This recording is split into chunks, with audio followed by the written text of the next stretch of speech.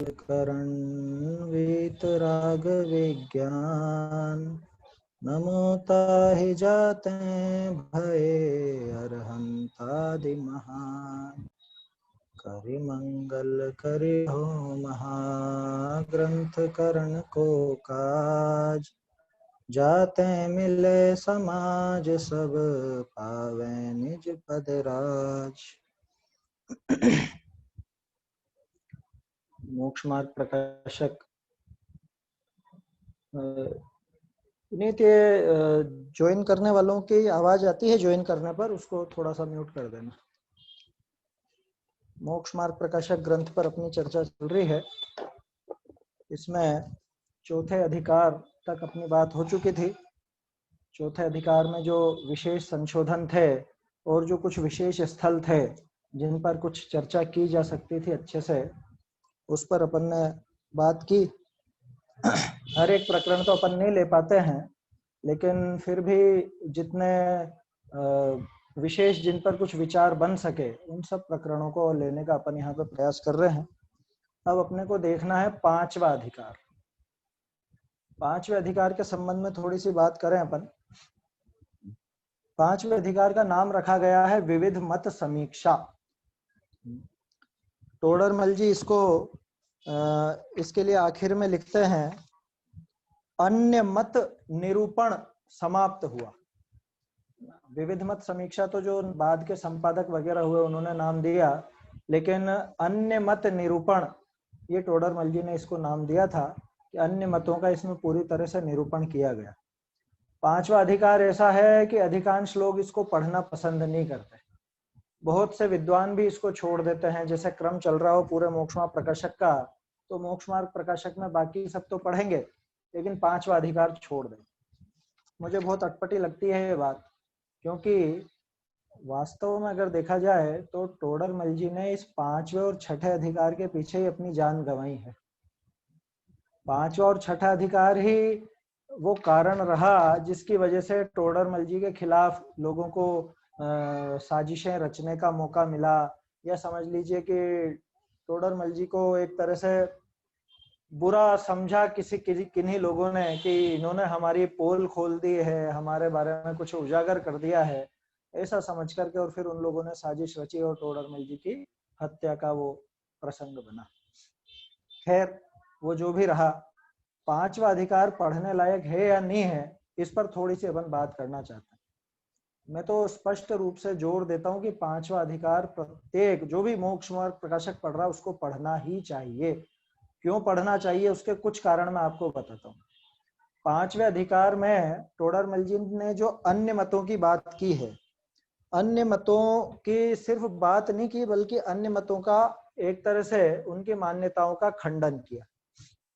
ठीक है, और सिर्फ खंडन नहीं किया, अन्य मतों के ग्रंथों का आधार लेकर के जैन धर्म की प्राचीनता और समीचीनता सिद्ध भी की। माने अकेला खंडन किया हो ये बात नहीं है। और इन दोनों कामों के लिए, माने परमत खंडन और स्वमत मंडन, इसके लिए न्याय का और तर्कों का बहुत जबरदस्त ज्ञान होना चाहिए। उसके बिना आप नहीं कर सकते का। टोडरमल जी ने चूंकि लगभग सभी मत जो उस जमाने में चला करते थे, जो उस जमाने में प्रचलित थे, उस युग में चला करते थे और उनकी काफी ज्यादा प्रसिद्धि थी, उन सब मान्यताओं को लेकर के टोडरमल जी ने न सिर्फ उनका खंडन किया, बल्कि उनसे जैन धर्म की प्राचीनता और समीचीनता ये दोनों चीजें सिद्ध की। तो उससे अपने को ये पता चलता है कि टोडरमल जी का दिमाग कितना तार्किक रूप से काम किया करता था, माने कितने ज्यादा तर्कशील थे। तो इससे फायदा क्या पढ़ने से? फायदा ये कि जो आप आगे पढ़ोगे छठा अधिकार और सातवां अधिकार, बहुत से लोग तो छठा भी नहीं पढ़ते कि हमको क्या करना, हम थोड़े ग्रहित मिथ्यात्व वाले हैं। अरे इसमें बहुत सी बातें निकल के आएंगी। अभी पांचवें अधिकार में मैं आपको बताऊंगा कि हमारे कैसी मान्यताएं पड़ी रहती हैं अन्य मतों की तरह ही। तो पांचवें अधिकार में ही जो तर्क लिए हैं टोडरमल जी ने, जिन तर्कों को लेकर के अन्य मतों की मान्यताओं का खंडन किया है, उन तर्कों को आप पढ़ोगे तो आपको पता चलेगा कि टोडरमल जी विचारवान थे, कितने ज्यादा समझ लो न्याय भी उनको समझ में आता था और अच्छे से उन्होंने अपनी बात रखी।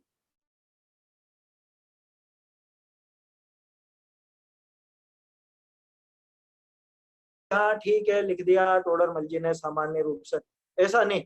वहां पे आपको उनकी बुद्धि की परख हो चुकी है, तो आपको ये विश्वास रहेगा कि टोडरमल जी ने जो कुछ भी लिखा है वो निश्चित रूप से कितना महत्वपूर्ण है। इसलिए पांचवा अधिकार पढ़ना, माने पहला कारण तो यह है कि टोडरमल जी की बुद्धि की श्रेष्ठता समझने के लिए, टोडरमल जी की बुद्धि की श्रेष्ठता समझने के लिए पांचवा अधिकार।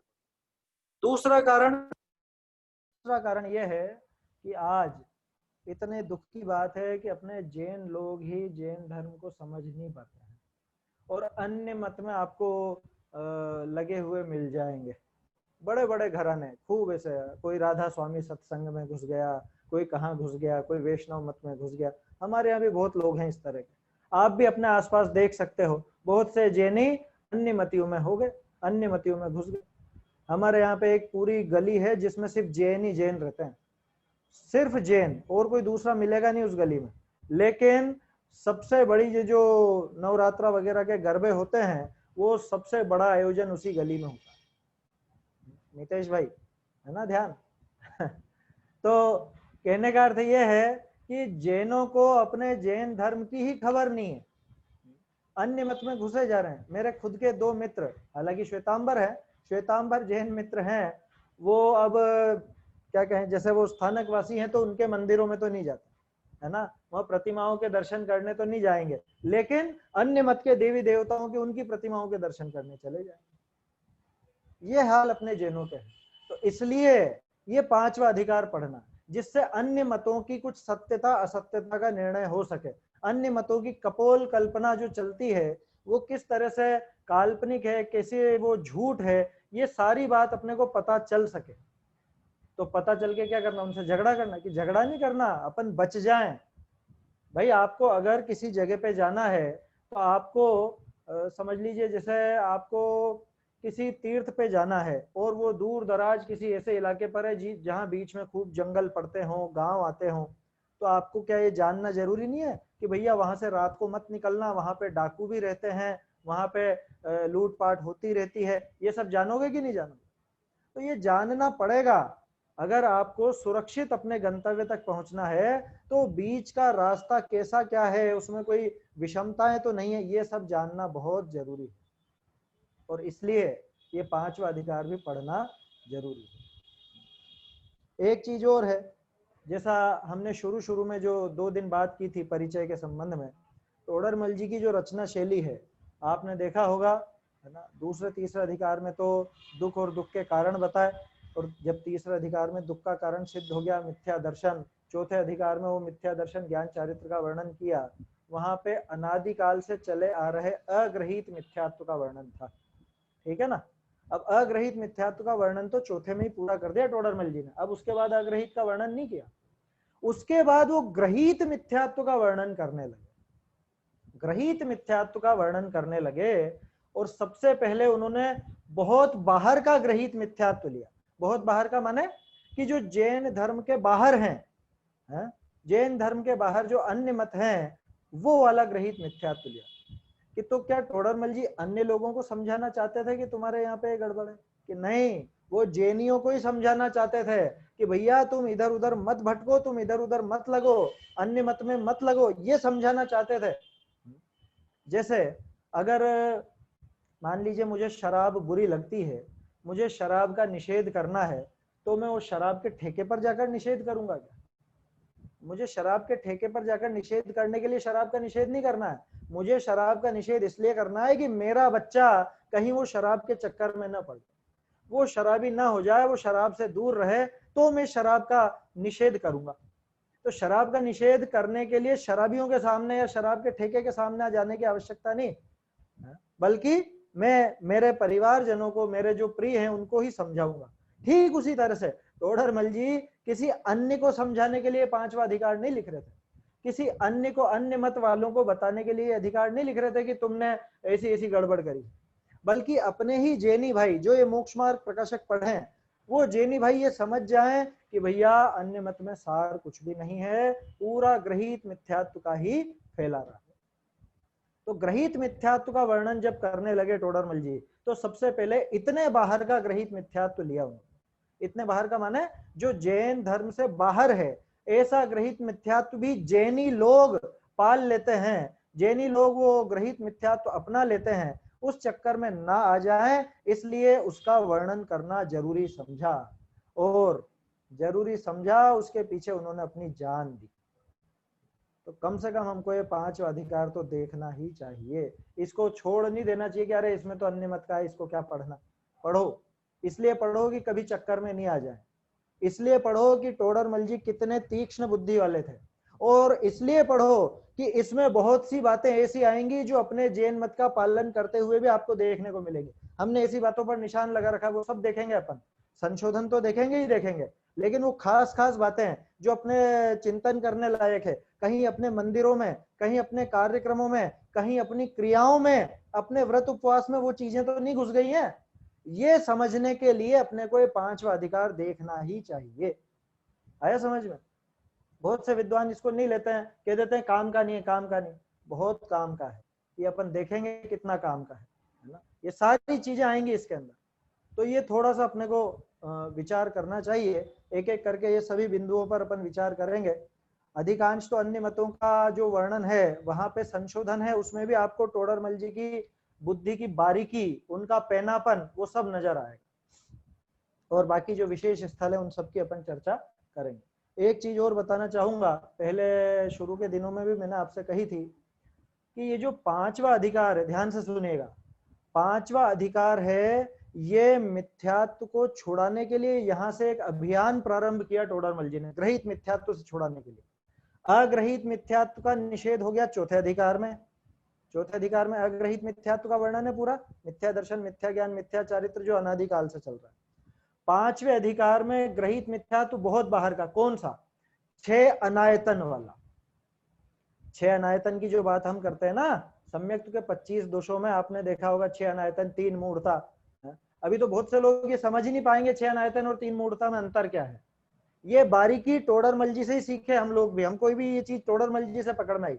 5वां अधिकार जो है वो है 6 अनायतन के निषेध रूप, और 6ठा अधिकार जो है वो है 3 मूढ़ता के निषेध रूप। गौर करना है इस बात पर, फिर से बोलता हूं और मिलान कर लेना चाहो तो। 5वां अधिकार 6 अनायतन के निषेध रूप है, और 6ठा अधिकार 3 मूढ़ता के निषेध रूप है। तो ये ग्रहित मिथ्यात्व का इस तरह से यहाँ पे निषेध कर रहे हैं। इसके बाद 7वां अधिकार जो आएगा, वहां पे 3 मूढ़ता और 6 अनायतन की बात नहीं रही, लेकिन जो जैनी ही मिथ्या दृष्टि हो गया, जैन अपने ग्रंथों को सही से नहीं समझ पाया, निश्चयाभास, व्यवहाराभास आदि उसने धारण किया, उन सबको लेकर के 7वां अधिकार चलाया। और फिर चूंकि ग्रंथ को सही से नहीं पढ़ पाने के कारण गड़बड़ हुई थी, 7वें अधिकार वाली सब गड़बड़ है, ग्रंथों को सही से नहीं समझने के कारण थी। तो फिर उन्होंने ये किया कि 8वें अधिकार में अपन ग्रंथों का स्वरूप, अनुयोगों का स्वरूप, अनुयोगों का वर्णन पद्धति, ये सब समझा देना, ताकि कोई भी जीव निश्चयाभासी ना हो, व्यवहाराभासी ना हो, उभयाभासी ना हो। इतना सुव्यवस्थित ग्रंथ है मोक्षमा प्रकाश। तो ये जो ग्रहित मिथ्यात्व के विरोध में अभियान था, ये अभियान प्रारंभ होता है 5वें अधिकार से। चलिए देखते हैं अपन, इसमें बहुत से आपको ऐसे शब्द भी देखने को मिलेंगे जो आपको लगेगा वास्तव में कितना अंतर पड़ जाता है थोड़े से शब्द को बदलने से, कैसे अर्थ का परिवर्तन हो जाता है। एक चीज और आपको बता दूं, पहले भी कहा था, हस्तलिखित प्रति में 109 पेज तक तो, यानी चौथे अधिकार की पूर्णता होने के पहले तक तो अपने को थोड़ा प्रतिलिपिकार का ही देखने को मिल रहा था। अब जो देखने को मिलेगा वो ओरिजिनल टोडरमल जी के खुद के हाथ का ही देखने को मिलेगा, है ना। इसलिए उत्सुकता रखें, वो पेज भी मैं आपको दिखाऊंगा और देखेंगे अपन टोडरमल जी की ओरिजिनल राइटिंग भी आप सबको नजर आएगी। राइटिंग पे मत जाना, लेकिन उसमें क्या बारीकी है, क्या विशेषता है, किन शब्दों का प्रयोग किया और किन शब्दों को काटा, दूसरे शब्द डाले, किन वाक्यों को हटाया, किन वाक्यों को जोड़ा, ये सब अपन बारीकी से देखेंगे। चलिए तो प्रारंभ करते हैं अपन। सबसे पहले अपन निकालेंगे इसमें पेज नंबर 96, है ना, संशोधन है शुरुआत में तो 2-4 जगह संशोधन ही मिलेंगे, उसके बाद कुछ अपन विशेष बातें जहां पेज नंबर 96 पर निकाल लीजिए, यानी कि अगला ही पेज, जो 5वां अधिकार प्रारंभ हुआ उसका अगला ही पेज। यहाँ पे एक शब्द है, देखिए जो ये नाम लिखे ना सबके, इंद्र, लोकपाल इत्यादि, ये पैराग्राफ है। ग्रंथ आपको सामने रखना पड़ेगा, जो भी लोग अगर ग्रंथ लेकर नहीं बैठे हैं कृपया ग्रंथ लेकर के बैठे। इसमें ये आपको दिख रहा होगा इंद्र, लोकपाल इत्यादि। इसमें दूसरी लाइन में देखिए, देवी दहाड़ी, दहाड़ी नहीं होता है, दहाड़ी शब्द अलग है और दिहाड़ी शब्द अलग है, ध्यान रखिए। दहाड़ी और दिहाड़ी दो अलग अलग शब्द हैं, और ये बारीकी अपने को समझनी पड़ेगी कि दिहाड़ी का क्या मतलब और दहाड़ी का क्या मतलब। देखिए दहाड़ी तो जो होता है ना, दहाड़ी माने रोजगार। चाहे तो आप पुरानी जो भाषा की डिक्शनरी होती है वो खोल करके देख ले, जो साहित्य के जानकार हैं वो तो अच्छे से समझ जाएंगे इन बातों को। दहाड़ी माने रोजगार, जो बोलते हैं अपन दहाड़ी मजदूर, दहाड़ी मजदूर बोलते हैं ना, वो रोजगार के हिसाब से आते हैं, दिन दहाड़े है। तो वो दहाड़े माने वो दिन भर का जो काम होता है उसके हिसाब से जो उसको मजदूरी मिलती है उसको दहाड़ी कहा जाता है। ये दहाड़ी नहीं, ये है दिहाड़ी, ई की मात्रा लगेगी इसमें। टोडरमल जी इन चीजों में बहुत बारीक नजर रखते हैं, एक एक शब्द परख करके लिखते हैं। अभी आपको इस अधिकार में बहुत जगह मिलेगा ब्रह्म और ब्रह्मा, दोनों में अंतर। छापने वालों को अंतर मालूम नहीं पड़ा, टोडरमल जी ने तो हर जगह बारीक से लिख रखा है, किस जगह ब्रह्म और किस जगह ब्रह्मा, वो देखेंगे अपन। तो सबसे पहला संशोधन यही है, दहाड़ी नहीं है, दिहाड़ी है, ठीक है। विशेष बात नहीं है। इसके अंदर खास चीज जो है वो मैं आपको बता रहा हूं, थोड़ा सा अपन चर्चा करते हैं। इस पैराग्राफ की नीचे की 2 पंक्तियां, ये जो आया ना, ये सब चीजें आ गई, लोकपाल इत्यादि आ गए, फिर राम कृष्ण महादेव वगैरह आ गए, हनुमान भैरव क्षेत्रपाल ये सब आ गए, सूर्य चंद्रमा, ओत पितृ गाय सर्प इत्यादि, अग्नि जल वृक्ष, हर एक को एक एक वो वर्गीकरण कर दिया टोडरमल जी ने कि इन सबको इत्यादि अनेक हैं। अब देखिए, उनका अन्यथा श्रद्धान करके उनको पूजते हैं और उनसे अपना कार्य सिद्ध करना चाहते हैं, परंतु वे कार्य सिद्धि के कारण नहीं हैं, इसलिए ऐसे श्रद्धान को ग्रहीत मिथ्यात्व कहते हैं। ये 2 पंक्तियों का थोड़ा सा अपन विचार करते हैं। ये जैन, अपन जो जैनी भाई हैं उनमें नहीं इस तरह की मान्यता। कौन कौन से, अब नाम देखो आप, इंद्र, लोकपाल आदि। इंद्र लोकपाल में कौन आगे है कि जो भी ये स्वर्ग के देवी देवता होते हैं। अद्वैत, ब्रह्म, राम कृष्ण महादेव, बुद्ध, खुदा, पीर, पैगंबर इत्यादि, ये जो भगवान माने जाते हैं, प्रसिद्ध हैं, है ना, ब्रह्मा विष्णु महेश इत्यादि वगैरह। तथा हनुमान, भैरव, क्षेत्रपाल, देवी, दहाड़ी, सती इत्यादि। दिहाड़ी, वहां तो दिहाड़ी कर ही लिया था। अब बोलो ये जो क्षेत्रपाल में अपने यहाँ पे नहीं माने जाते, अपने अनेक जैनी भाई नहीं मानते हैं। क्षेत्रपाल, पद्मावती है, और तरह तरह की देवियां, 24 तीर्थंकरों की 24 यक्ष यक्षिणी वगैरह, उनके नाम से उनको पूजने लग जाते हैं। देखो अभी तो बहुत हंगामा हो रहा है, क्योंकि बहुत से लोग उग्र रूप से ऐसा कहते हैं कि वो हमारी माँ है, वो हमारी माता है, आप उनके बारे में भला बुरा मत बोल। भला बुरा तो अपन बात कर ही नहीं रहे हैं, अपन तो ये बात कर रहे हैं कि ये पूजने लायक हैं या नहीं। मात्र भगवान के ये यक्ष यक्षिणी बताए गए हों किसी ग्रंथ में, हर जगह पे बताए नहीं गए, और इनको पूज्य तो कहीं पे नहीं बताया गया, और किसी ग्रंथ में इनका वर्णन आए और उस आधार पर ये मानने लग जाए। नहीं होता ऐसा।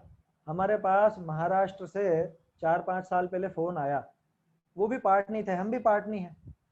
तो ये जो हम खंडेलवाल समाज कहलाता है हमारा, तो इसमें क्या है कि हर एक के एक एक वो कुल देवी और ऐसा माना गया है। तो अब मुझे तो पता नहीं वो कौन सी देवी का नाम ले रहा था, लेकिन वो सब देवियां कौन सी, जो 24 तीर्थंकर के यक्ष यक्षिणी हैं। तो ऐसे 84 में वो 24 तीर्थंकरों की यक्षिणियों को बांट लिया कि हमारी कुल देवी ये है, और उनका एक एक कोई स्थान ऐसा बना हुआ है कहीं पर, है ना, राजस्थान में ही कहीं पर या दिल्ली साइड कहीं पर। तो वहां से फोन आया कि वो अपने वहां पर एक कुल देवी है ना, ऐसा है वैसा है, वहां पे हमको जाना है दर्शन करने, आपका नंबर किसी ने दिया था, आप भी पाटनी हो, आप बता दीजिए। अब क्या क्या कहें उसको कि भैया तू वीतरागी देव शास्त्र गुरु को पूज, है, ये कुल देवी देवताओं को पूजने से क्या होगा, उसको क्या समझाए? तो उसको तो ये बातें समझ में आती नहीं। तो उसको तो सीधा हमने कहा कि भूल के भी मत चल जाना, जितने भी गए सबका नाश ही हुआ है, कुछ कुछ भला नहीं हो गया है। अच्छा बताओ, झूठ बोला सच बोला? हमने झूठ बोला या सच बोला? जो उसको मना किया, रोका कि भैया पाटनियों की तो वो वाली कौन सी है, आमणी है, सामणी है, जो भी है उनका नाम हो, ऐसी कुल देवी के यहाँ पे चल मत जाना, ऐसा हमने जाने से रोका, तो सच है कि झूठ है? सच और झूठ की परिभाषा क्या? पहले तो ये समझें कि जिससे हिंसा का, कषाय का, मिथ्यात्व का पोषण हो, वो सारे वचन, चाहे वो सत्य सुनने में लगते हो, वो सारे वचन झूठ। और जिससे अहिंसा का, वीतरागता का या मिथ्या सम्यक्त्व का पोषण हो, वो सारे वचन सत्य हैं, उसमें झूठ का कोई दोष नहीं। ये पक्का मान के चलना, मेरी परिभाषा नहीं है, शास्त्रों में लिखी मिल जाएगी आपको ये बात। तो अपने जैनों में ये है। अब जो कहते हैं ना ये अन्य मत का है, अन्य मत का नहीं है, अन्य मत में लग रहे हैं जैन अपने भाई। पद्मावती बहुत प्रसिद्ध है, क्षेत्रपाल बहुत प्रसिद्ध है, सब जानते, सब करते हैं। और वो कौन से है वहां पे शिखर जी में कोई है ना, वो भोमिया, भोमिया, भोमिया करके भी कोई देव हैं, श्वेतांबरों में ज्यादा चलते हैं, अपने जैन दिगंबर भी मानते हैं बहुत से, उनकी पूजा करते हैं, उनको पता नहीं क्या क्या उनका आचरण उसी तरह का करते हैं। हमारे बहुत से रिश्तेदार हैं इस तरह के, क्या बताएं, देख देख के दुख भी आती है, थोड़ा शर्म भी लगती है, क्या करें, जैन होकर के अपने जैन धर्म के बारे में कुछ नहीं समझता, इनके चक्कर में लग जाता। सती इत्यादि, शीतला, चौथ, सांझी, गणगौर, होली इत्यादि, ये काल्पनिक, ये सारे काल्पनिक है ना।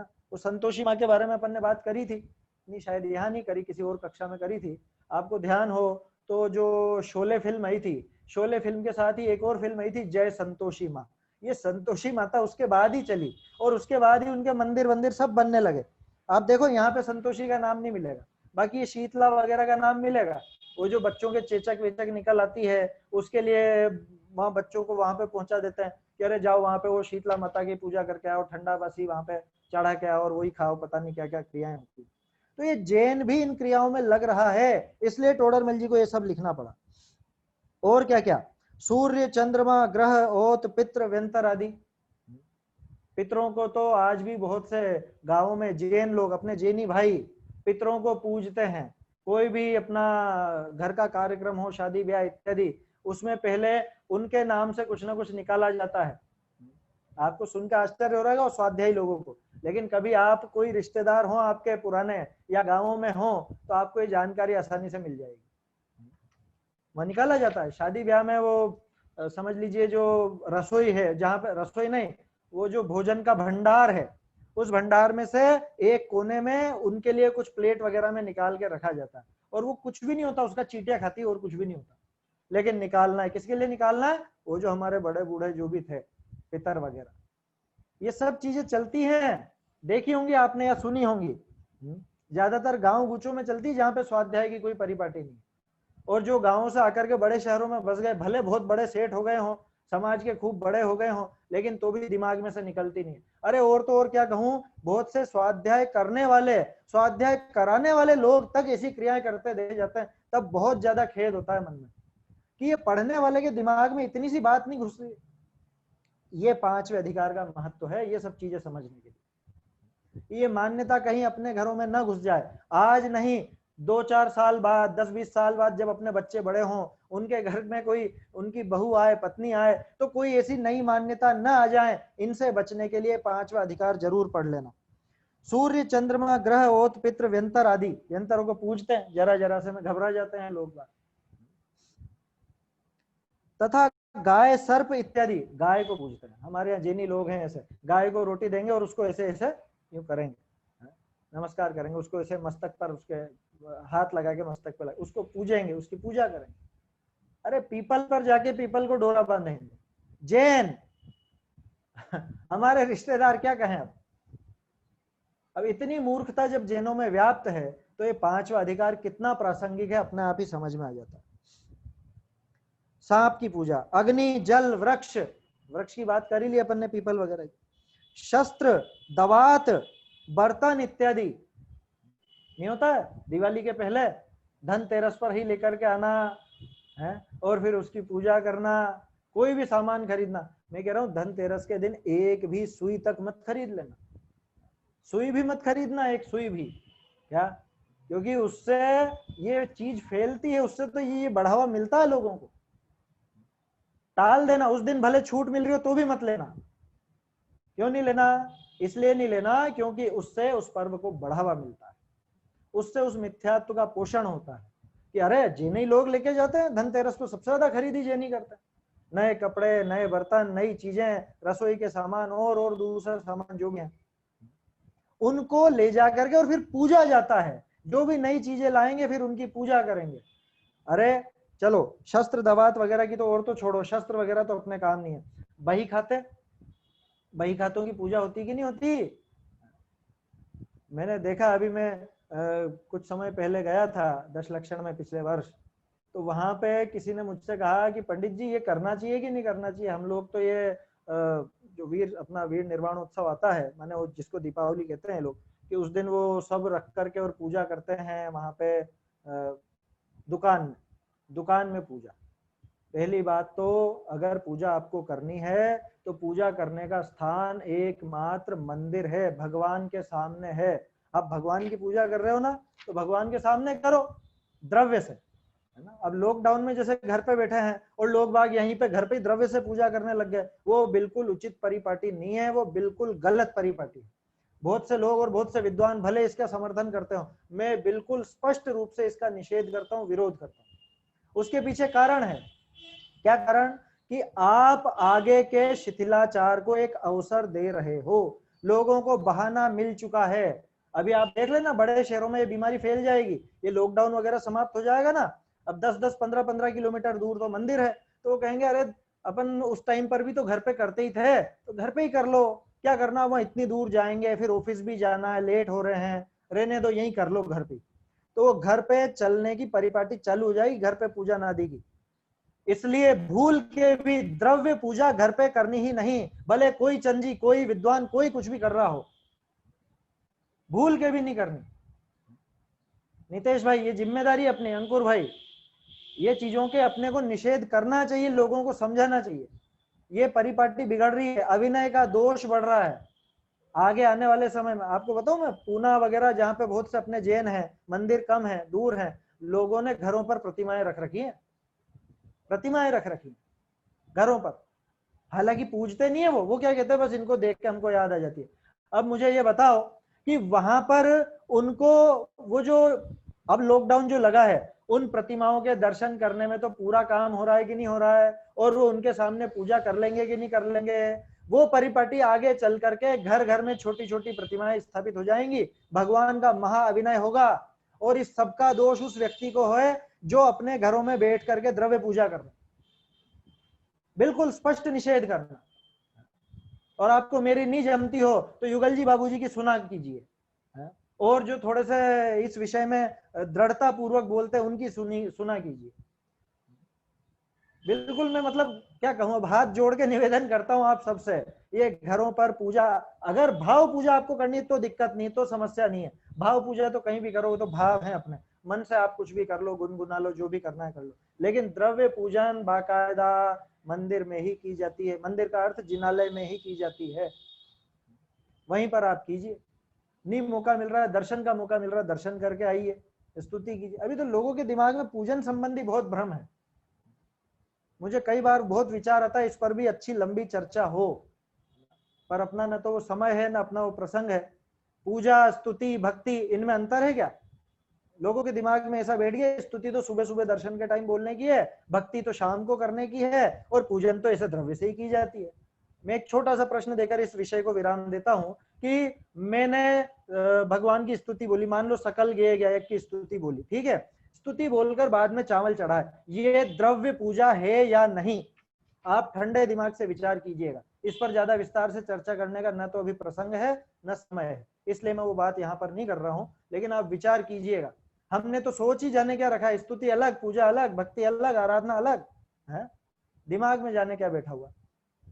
और बोलना ये आएगा इस 5वें अधिकार में, 5वें अधिकार में आएगा जाप का, स्तुति का, वो चीज लेंगे अपन, तब थोड़ी सी चर्चा कर लेंगे अगर प्रसंग बनेगा तो कहने का अर्थ यह है लोगों के दिमाग में घर करके बैठ गया है कि हाँ हाँ यहाँ पे भी कर लो, कोई दिक्कत नहीं है, ये द्रव्य पूजा यहाँ पर नहीं हो सकती। अरे सच्चे देव की बात कर रहा हूँ। खैर ये अपनी बात कहाँ से चालू हुई थी? ये बात चालू हुई थी, वो दुकान पर पूजा करते थे जहां मैं दशलक्षण पर गया वहां पर। तो लोगों ने कहा थोड़ा सा इस बारे में भी आप बताइएगा, दुकान पे होती कि नहीं होती, कर सकते हैं कि नहीं। मैंने तो स्पष्ट कहा कि ग्रहित मिथ्यात्व, आप दुकान पर किसकी पूजा कर रहे हो? क्यों? भगवान की तस्वीर की। तस्वीर की पूजा कर रहे हो तो मूर्तियां हटा दो, अब तस्वीरें तस्वीरें छपा लो, क्या दिक्कत है? तस्वीर तो अप्रतिष्ठित होती है, उसकी प्रतिष्ठा नहीं की जा सकती, तस्वीर को देख करके पूजा नहीं की जा सकती। द्रव्य पूजा की बात कर रहा हूं। और दुकान पर वो बही खातों की, इससे चली थी अपनी बात, ये बही खाते इत्यादि उनकी पूजा जैनी करता है कि नहीं करता? लिखेंगे हम श्री महावीराय नमः, आदिनाथाय नमः, गौतम गणधराय नमः, केवल ज्ञान लक्ष्मी नमः। वो केवल ज्ञान, वो वीतरागता, वो सब आपके बही खाते में आ चुकी है ना? है?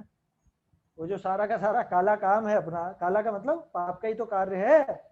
वो जो दुकान धंधे का काम है वो पुण्य का काम है क्या? व्यापार क्या है? भले आप पूरी ईमानदारी से करते हो, पूरी ईमानदारी से करने पर भी है तो पाप कार्य ही। उस पाप कार्य में आप भगवान को कहां घुसा रहे हो वहां पे?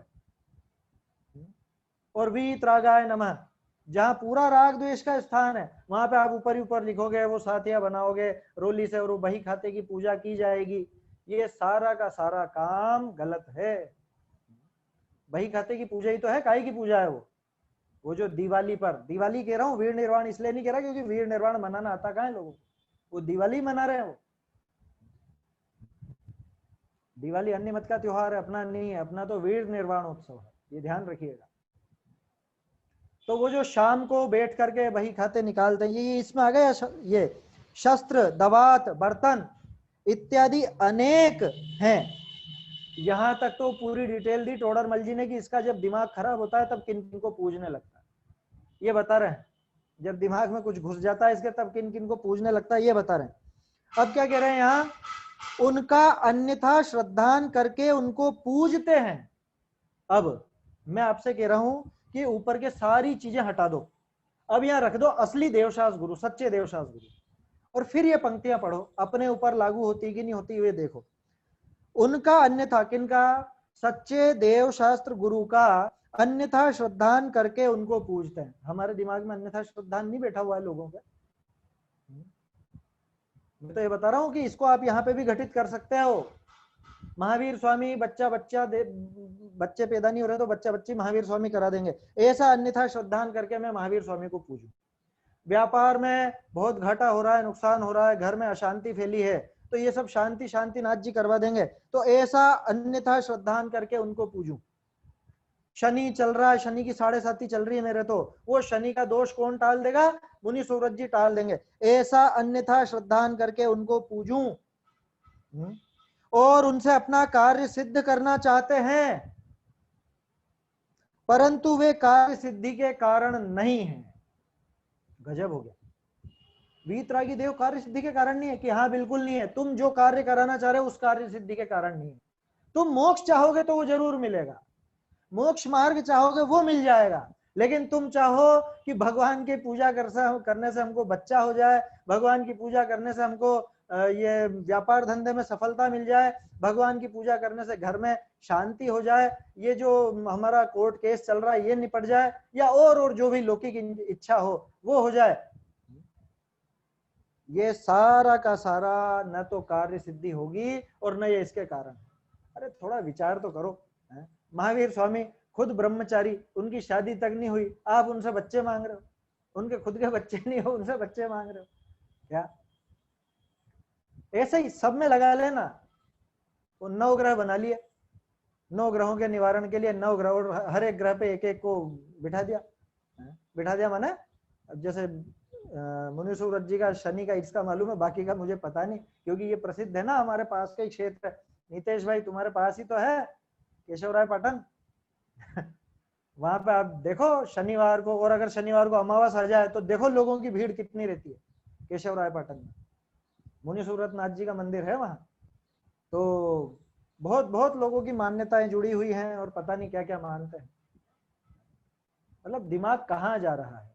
सच्चे देव शास्त्र गुरु पाकर के भी ऐसा हल्का काम, ऐसी हल्की सोच रखी, उस जीव को क्या हासिल होगा? क्या मिलेगा उसको? ये काम वैसा है जैसे मणि मिली थी, मणि, उस मणि को बेच के या उस मणि के आधार से ये अपना पूरा जीवन यापन सुखपूर्वक करता, लेकिन मणि किसमें काम में ली? कौवा उड़ाने में। ये कौवा आकर के काव काव कर रहा है, इसको उठाओ, इसको भगाओ यहाँ से, इस कौवे को उड़ाने के लिए वो मणि काम में ली। ऐसे ही देवशास्त्र गुरु सच्चे जो मिल गए थे, इनसे तो ये अपना मोक्ष मार्ग साध सकता था। ये चाहता तो उनको देख करके उनके दर्शन मात्र से सम्यक तो प्राप्त कर सकता था। वो सम्यक दर्शन तो एक तरफ रहा, इसने तो उल्टा ग्रहित मिथ्यात्व का पसारा फैला लिया, उसका पोषण कर लिया। तो ये चीज विचार करने की है। उनसे अपना कार्य सिद्ध करना चाहते, दोनों तरफ लगा लेना। टोडरमल जी ने तो वो जो अन्य अन्य बातें थी, अन्य कल्पित देवी देवता या अन्य जो दूसरे माने जाते हैं उनके बारे में लिखा, हम हमारे ऊपर भी लगावे। हम तो सच्चे देवशास्त्र गुरु के बारे में लगावे। सच्चे देवशास्त्र गुरु का अगर मैं अन्यथा श्रद्धान रख करके पूजूं, अन्यथा श्रद्धान रख करके और उनसे अपना कार्य सिद्ध कराना चाहूं, परंतु वे उस लौकिक कार्य सिद्धि के कारण नहीं, अथवा जो वो झूठे ये गाय सर्प पेड़ पौधे इत्यादि सूर्य इत्यादि या पितर वगैरह भूत प्रेत इत्यादि, इनको पूजने से भी अपनी कोई कार्य सिद्धि होती नहीं है। इसलिए ऐसे श्रद्धान को ग्रहित मिथ्यात्व कहते हैं कि ये पूरा मिथ्यापना पड़ा हुआ है। ग्रहित, नया ग्रहण किया ना, तरह तरह की क्रियाएं करने लग गए, नई नई क्रियाएं चला दी हमने। सच्चे देवशास्त्र गुरु के लिए बता रहा हूं, बाकी जो है वो तो है ही सही, बाकी में तो बेचारे जो भोले जीव फंसे हुए हैं वो तो सोचने लायक बात है ही सही, लेकिन सच्चे देवशास्त्र गुरु के बारे में भी तो हमने ऊटपटांग क्रियाएं ऊटपटांग मान्यताएं चला दी हैं, उस पर भी विचार करना चाहिए। तो इसमें संशोधन तो दहाड़ी शब्द में था, और ये जो पूरे नीचे की 2 लाइनें थी ये खास समझने की थी कि ये कहीं अपने में ऐसी तो घर करके नहीं बैठी हुई है, अपने दिमाग में ऐसी क्या कहें, अभी मिथ्या मान्यता तो नहीं चल रही है, ये विचार करना। इसी पेज पे एक संशोधन और है, ये जो सर्वव्यापी अद्वैत ब्रह्म लिखा है ना, इसकी तीसरी पंक्ति, इनका मानना, जो इनका शब्द लिखा है, इनका की जगह आएगा एक। असल में क्या है, इसके पहले लाइन चल रही थी कि भाई वो जो कहता है कि सब एक ही एको ब्रह्म द्वितीय नास्तिक वाली मान्यता के यहाँ पे प्रकरण, वो अपने को नहीं देखना है। बात तो ये है, टोडरमल जी पूछ रहे हैं उन्हें एक कैसे माना जाए, जो भिन्न भिन्न है ना, उनके स्वभाव न्यारे न्यारे देखे जाते हैं, उनका जब स्वभाव भिन्न भिन्न है, उनको एक कैसे माना जाए? एक मानना तो इन प्रकारों से है, माने उन सबको जो आप एक मानते हो तो वो इन इन मान्यताओं से है। फिर टोडरमल जी ने देखना, आप 1 2 3 4 5 6 7, ये 7 8 तरह के, 7 8 तरह से दिखाया टोडरमल जी ने कि इन इन प्रकारों से, 8 प्रकारों से इनको एक माना जा सकता है। लेकिन फिर उन मान्यताओं में क्या क्या दिक्कत है, वो एक माना जाए तो क्या समस्या खड़ी होगी, वो सबका खंडन किया टोडरमल जी। तो ये जो इनका शब्द है ना, ये एक है, ये एक मानना तो इन प्रकारों से है। ये जो 8 प्रकार, यहाँ पे अगर नंबरिंग दे देते ना तो बहुत आसानी से समझ में आ जाता कि किस किस प्रकार से जीव एक मान लेता है। चलिए इसके बाद अपन आगे बढ़ते हैं। इसके बाद आप आ जाइए सीधे, हाँ, पेज नंबर 100 पर एक पंक्ति है जो अपने को समझने जैसी है, वही चौथे अधिकार में भी अपन ने देखी थी, है ना, कषाय बराबर इच्छा बराबर आकुलता बराबर दुख, ऐसा इक्वेशन देखा था ना, वैसी की वैसी बात है। पेज नंबर 100 पर पहला पैराग्राफ है, उस पहले पैराग्राफ की 2 पंक्तियां नीचे की, सूक्ष्म काल मात्र इच्छा रही तब तो दुखी हुआ होगा। वो ब्रह्म का वर्णन है, वो जो निर्माण आदि करता है और ऐसा करता है वैसा करता है, सृष्टिकर्तावाद की बात चली ना कि ब्रह्मा ने सृष्टि बनाई, सृष्टि का निर्माण किया, तो वहां कह रहे हैं सूक्ष्म काल मात्र इच्छा रही तब तो दुखी हुआ होगा, क्योंकि इच्छा है सो ही दुख है। देखो कितनी जगह टोडरमल जी ने सिद्ध किया, इच्छा माने दुख, इच्छा माने आकुलता, और कोई दुख का स्वरूप है नहीं, क्या दुख का और कोई स्वरूप नहीं है इस जगत में। दुख माने क्या कि दुख माने इच्छा, जितनी भी इच्छा है वो सारी की सारी इच्छा दुख रूप ही है। अब अगर आपके ये सृष्टि बनाने की, सृष्टि के निर्माण करने की थोड़ी सी भी इच्छा हुई हो, रंच मात्र भी इच्छा, तो इसका मतलब वो दुखी हुआ। ऐसा वहां टोडरमल जी सिद्ध कर रहे थे। मूल तो अपने को बस उतना विचार करना था कि इच्छा का अर्थ ही दुख है। जितनी इच्छा है उतना दुख है, जितनी ज्यादा इच्छा उतना ज्यादा दुख, जितनी कम इच्छा उतना कम दुख। इच्छा का अभाव, दुख का अभाव बराबर सुख। ऐसा तो वो इक्वेशन जो अपन ने बनाई थी, कषाय इज इक्वल टू इच्छा इज इक्वल टू आकुलता इज इक्वल टू दुख, है ना, वो बिल्कुल सटीक है। टोडरमल जी उसको बार बार सिद्ध करते हैं। चलिए आगे देखते हैं। ये सृष्टिकर्तावाद का पूरा एक तरह से निराकरण किया है। वो माया वगैरह और सब ऐसी होती है, ये सब चीजें दिखाई हैं टोडरमल जी ने। वो अपने को पूरी उस मीमांसा में नहीं जाना है, वो आप अलग से जरूर पढ़ें, है ना। देखो मैं तो ऐसा कहता हूँ, बहुत से कहते हैं ना पांचवा अधिकार क्या है, वो न्याय की और अन्य मत की बात आ गई, दर्शन की बात आ गई, दर्शन शास्त्र की, तो थोड़ा समझ में कम आता है। तो मैं कहता हूँ भैया जितना समझ में आए उतना पढ़ते जाओ, रीडिंग तो लगाओ। ऐसा तो है नहीं कि एक भी लाइन समझ में नहीं आएगी। टोडरमल जी की लाइनें समझ में नहीं आए तो उसको किसकी लाइनें समझ में आएगी, मैं तो यूं कहता हूं। इसलिए आप पढ़ो तो सही, जहां जहां आपको समझ में ना आए थोड़ा सा आगे बढ़ जाओ, वहां कुछ ना कुछ एक लाइन पकड़ में आ ही जाएगी। चलिए इसके बाद आप आ जाइए पेज नंबर 106, 106। ये 2-4 मिनट है, कुछ एक संशोधन और कुछ बात करनी है, वो अपन देख लेते हैं। अब मैं आपको दिखाता हूं टोडरमल जी की विशेषता, कहाँ पे क्या लिखना है वो आपको मैं इसमें से दिखाता हूं, और इसमें संशोधन भी अपन करेंगे। एक सेकंड,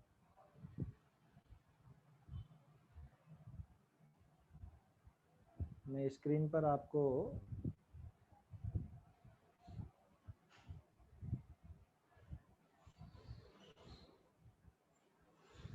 एक सेकंड, ये कौन सा खुल गया, ये तो पीछे का खुल गया।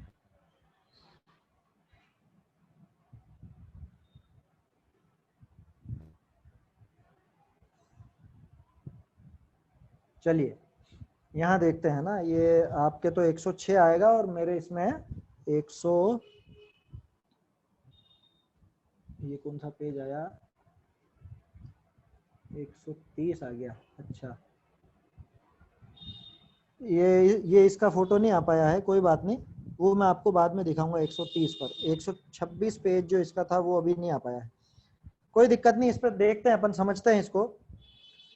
यहाँ जो 106 पे तीसरा पैराग्राफ है, अब इसमें आप देखो, तथा एक प्रकार यह है, मिला तीसरा पैराग्राफ, जिस प्रकार रिद्धिधारी इच्छा करे तदनुसार कार्य स्वयमेव बनता है, उसी प्रकार ब्रह्म इच्छा करे तदनुसार सृष्टि उत्पन्न होती है। ब्रह्म इच्छा करे तदनुसार सृष्टि उत्पन्न होती है, तब ब्रह्मा तो इच्छा ही का करता हुआ, लोक तो स्वयं भी उत्पन्न हुआ। अब टोडरमल जी में और जो संपादक अनुवादक रहे अपने, जो चले आए 1898 से, उनमें कितना अंतर है ये आप यहाँ पे देख सकते हो। ये जो ब्रह्म लिखा है ना, अब यहाँ ब्रह्म आएगा कि ब्रह्म आएगा, या तो ये ब्रह्म गलत है या ये ब्रह्मा गलत है। ये लाइन मिल गई, दूसरी लाइन है इस पैराग्राफ की। उसी प्रकार ब्रह्म इच्छा करे तद अनुसार सृष्टि उत्पन्न होती है। ब्रह्म सृष्टि का निर्माण नहीं करता है, ब्रह्मा सृष्टि का निर्माण करता है। देखो दो अलग अलग चीजें, ब्रह्म और ब्रह्मा, इनका अर्थ समझ ले में पहले अपन। टोडरमल जी ने तो हर जगह ध्यान रखा है, ब्रह्म के 3 अंग हैं, ब्रह्मा विष्णु और महेश। क्या कहा, इनके हिसाब से, अपने यहाँ तो कुछ भी नहीं है ऐसा, है ना। अन्य मत में जो है वो जो परम ब्रह्म, इसी पैराग्राफ से सिद्ध करूंगा मैं आपको ये बात। इसी पैराग्राफ की तीसरी लाइन देखो, तथा इच्छा तो परम ब्रह्म ने की ही थी, ब्रह्मा का कर्तव्य क्या हुआ। तो ब्रह्म और ब्रह्मा दो अलग हो गए ना। ब्रह्म है जिसके सत्व रज तम ये 3 वो निकल करके, और फिर ये जो ब्रह्मा विष्णु महेश ये 3 बने। इनमें से ब्रह्मा सृष्टि का निर्माण करता है, विष्णु रक्षा करता है, महेश सृष्टि का नाश करता है। ये अन्य मत में है, अपने यहाँ पे नहीं है, ये समझ के बैठना, है ना। तो मैं तो ये बता रहा हूँ कि इसमें भी अपने को ध्यान रखना चाहिए, क्योंकि सामने वाला क्या कहना चाह रहा है, अगर उसकी बात काटनी है तो उसको उसी ढंग से पकड़ना पड़ेगा। टोडरमल जी इतने बारीक थे, बारीक ज्ञान के धनी थे, वो जानते थे कहाँ पे अपने को क्या शब्द लिखना है। हर जगह उन्होंने ब्रह्मा नहीं लिखा है और ना ही हर जगह ब्रह्म लिखा है। ब्रह्म के लिए ब्रह्म लिखा है, ब्रह्मा के लिए ब्रह्मा लिखा है। उसी प्रकार ब्रह्मा इच्छा करे तदनुसार सृष्टि उत्पन्न की होती है, तब ब्रह्मा तो इच्छा ही का करता हुआ, लोक तो स्वयं भी उत्पन्न हुआ, है ना। अनादि निधन पने की सिद्धि भी यहीं पे कर देंगे टोडरमल जी। तथा इच्छा तो परम ब्रह्म ने की ही थी, ही और लगेगा बीच में, छपे हुए में की थी लिखा है कि भाई वो परम ब्रह्म ने ही कर ली थी वो इच्छा, तो इसने क्या करा फिर। माने बात ऐसी है, इनकी मान्यता ऐसी कि वो ब्रह्मा इच्छा करता है और वो सृष्टि का निर्माण अपने आप हो जाता है, ये सामने वाला कह रहा है। तो टोडरमल जी उसको पकड़ रहे हैं कि ये बताओ, ये ब्रह्मा इच्छा कर रहा है, ब्रह्म नहीं, ब्रह्मा इच्छा कर रहा है और ये सृष्टि की रचना होती जा रही है, तो इच्छा तो परम ब्रह्म ने भी की थी शुरू में, तो फिर ये ब्रह्मा किसका करता हुआ, ये तो इच्छा का भी करता नहीं रहा, फिर किसका निर्माण कर लिया ब्रह्मा ने। बात समझ में आई। इच्छा तो परम ब्रह्म ने की ही थी, ब्रह्मा का कर्तव्य क्या हुआ जिससे ब्रह्मा को सृष्टि को उत्पन्न करने वाला कहा। अगर सिर्फ इच्छा होने से भी तुम सृष्टि का कर्ता मानते हो, तो इच्छा तो परम ब्रह्म ने की थी, उसने ही कर ली थी, फिर इसने अलग से क्या काम कर लिया। ऐसा करके वो टोडरमल जी वहां पर उसको एक तरह से घेरते हैं, समझाते हैं। एक विशेष बात और बताना चाहता हूं, जैसे आप यहाँ देखिए पांचवा अधिकार जो है ना, इसमें काटा पीटी बहुत ज्यादा है, और हमको ये समझने में बहुत समय लगा कि टोडरमल जी जैसे काटते हैं और अन्य व्यक्ति काटता है, उसमें क्या अंतर है। यहाँ देखिए आप, एक काटा पीटी तो आपको बिल्कुल ऐसी मिलेगी एकदम दृढ़ता से, एक काटा पीटी ऐसी लकीर वाली मिलेगी, आया समझ में, और एक काटा पीटी ऐसी मिलेगी बिल्कुल आपको कुछ अक्षर ही नजर नहीं आएगा। तो कुछ जगह पर, है ना, कुछ जगह पर ऐसी काटा पीटी की गई है कि जिसमें वो अक्षर, वो शब्द पूरी तरह ढक गया। अब किस्मत से कहीं कहीं पर कुछ हल्का नजर आ रहा है तो उसका अंदाजा लगा लेते हैं। मैं ये बात क्यों बता रहा हूँ, ये बात इसलिए बता रहा हूँ कि पांचवें अधिकार में टोडरमल जी ने बहुत सी जगह कुछ दृढ़ शब्दों का, कुछ कड़क शब्दों का प्रयोग किया था, और किस्मत से वो शब्द जब सन 1898 से ग्रंथ छपने लगे तो वो छपने में तो आ गए, लेकिन अब जब लोगों के निगाह में आए तो किसी ने सोचा होगा अरे कहीं झगड़ा खड़ा नहीं हो जाए, तो उन्होंने मूल प्रति में इतना काट दिया, इतना गहरा। ये बात मैं कैसे कह सकता हूं कि उन्होंने काट दिया, इसलिए कह सकता हूं क्योंकि छप तो चुका, अब जो चीज छपे हुए में मिल रही है और वो चीज इसके अंदर कटी हुई दिख रही है, कटी हुई है ना, दिख रही है, लेकिन नजर आ गई कि हाँ भाई ये, जैसे मान लो दुष्ट शब्द है, एक जगह दुष्ट लिखा है किसी बात के लिए टोडरमल जी ने, लेकिन सामने वाले ने घबरा करके, मतलब किसी व्यक्ति ने घबरा करके उसको काट दिया पूरी तरह से। तो ऐसी काटा पीटी यहाँ पर बहुत है ना, वो अपने को बहुत सी जगह देखने को मिलेगी, और ये अपने को समझना पड़ेगा कि टोडरमल जी लिखना क्या चाह रहे थे। कुछ लोगों ने आगे होकर के खुद अपने मन से काट दी, सारी काटी हुई पंक्तियां टोडरमल जी की नहीं काटी है, माने जो कुछ भी काटा हुआ है सब टोडरमल जी ने काटा हो ऐसा मत समझना। बहुत सी कुछ लोगों ने काट दिए, कुछ अब क्या कहें, बहुत से लोगों ने, उनको पता नहीं क्या लगा कि इससे झगड़ा होगा या इससे क्या होगा, जो भी उनके दिमाग में आया हो, उन्होंने कुछ पंक्तियां, कुछ शब्द इस पांचवें अधिकार में काट दिए हैं, है ना। और ये इतने वर्षों तक हमने इसको देखा है, इस वजह से ये चीज पता चलती है कि ये टोडरमल जी की काटी हुई है या किसी तीसरे व्यक्ति के हाथ से काटी हुई है, और फिर छपे हुए ग्रंथों से भी पता चल जाता है। चलिए, तो आज अपन ने ये पेज नंबर 106 तक का देखा है ना, अपना समय भी हो गया है। कल अपन देखेंगे पेज नंबर 109 से, हाँ 106 के बाद अपन पेज नंबर 109 से देखेंगे, उसमें काफी संशोधन भी आएंगे और बीच में बहुत सी बातें अपने विचारणीय भी आएंगी जिन पर अपन चर्चा भी करेंगे। आज का समय हो गया। निज निधि निज में बताई यह अनंत उपकार है, इसके लिए जिन वाणी माँ को वंदना शत बार है, वंदना शत बार है।